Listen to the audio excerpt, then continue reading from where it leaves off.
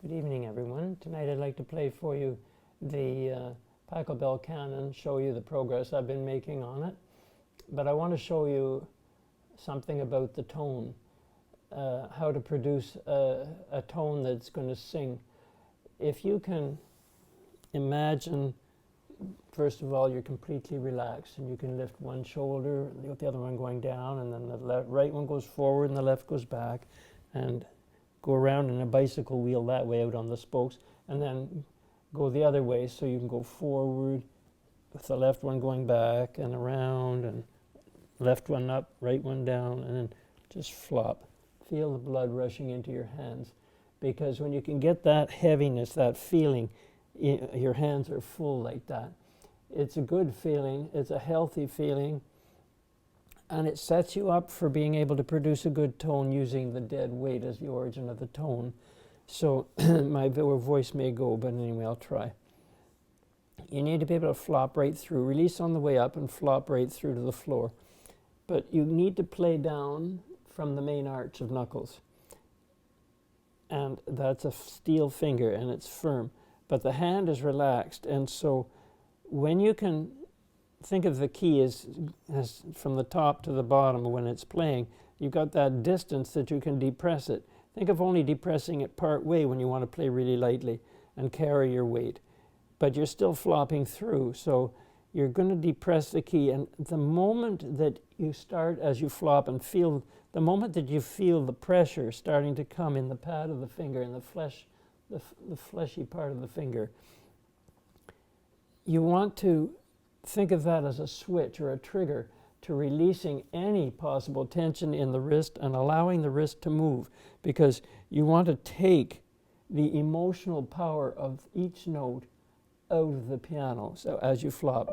So you can flop through, but release that, and just allows you to take and then to crawl and transfer that weight over to the balance, over to the next note that you drew the same thing with, because you need to be able to link the notes the same way as a singer does in the phrase line, and make the phrase breathe with that motion and the curve of the phrase.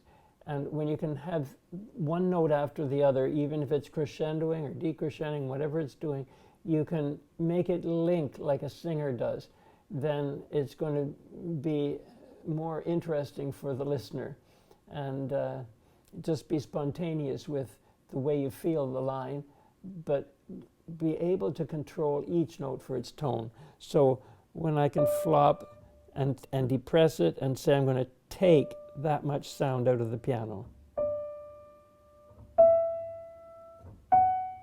See, just take it. And so now this piece has so many different lengths of notes in it.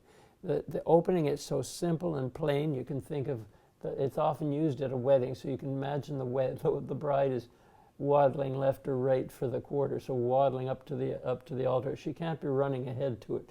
She's got to take her time, and she's got to waddle left or right. So you've got to feel that for the quarter, but there's a note comes on the eighth in between. So I'll stop every so often if I need to explain something, but I just want to give you the ideas.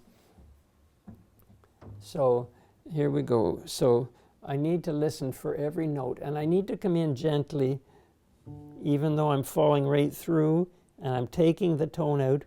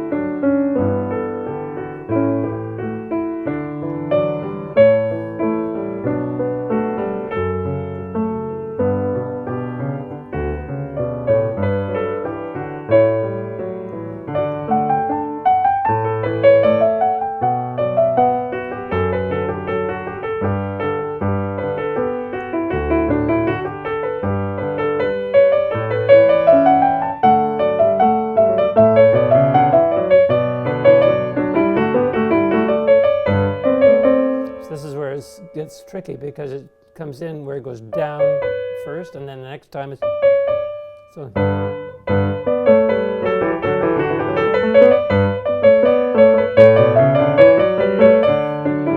Yeah, we're up to medium loud here.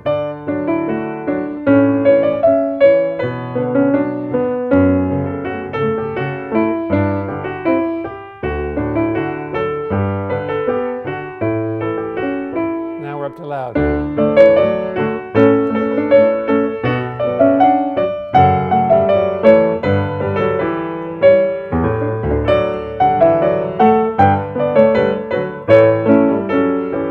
Back to soft. That's his expressivo. So da, da, da.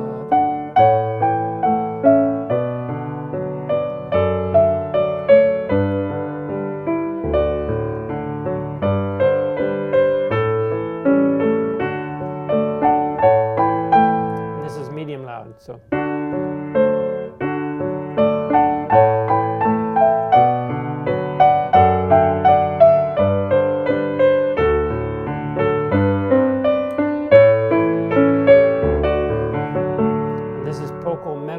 This is slower, but it's 16ths, faster notes, but the whole overall quarter of her going left, right, it's got to be slower, so then now.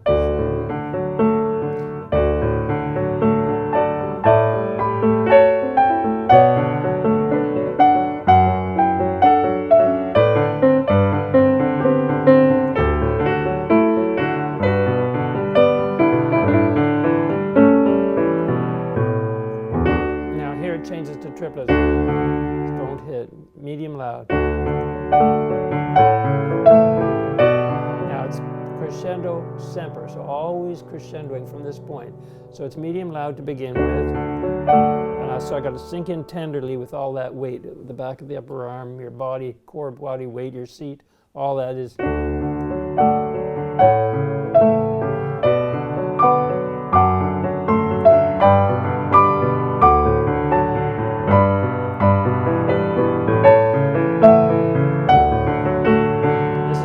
Fortissimo, grandioso, and the accents not as strong here. Now a bigger accent.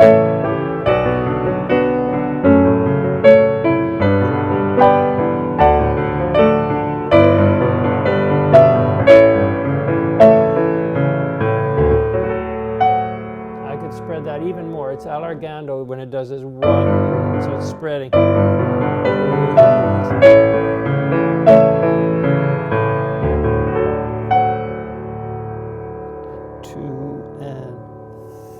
So it's really spread out because of the pause.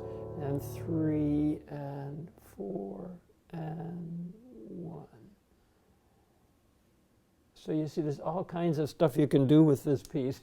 But I need to get the notes completely in my hands for memory. It's coming. I did a lot of uneven practice so far, and I'll continue to do that.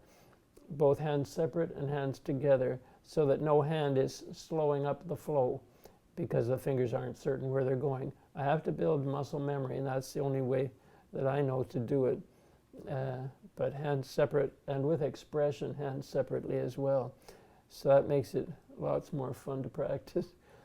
But the time just flies when you're practicing it all those different ways, and when you feel the results coming, it's very rewarding. So, but listen for that tone, so that you can feel not just that you're going to balance on the note, but that you're going to take that emotion from the sounding board as you go in.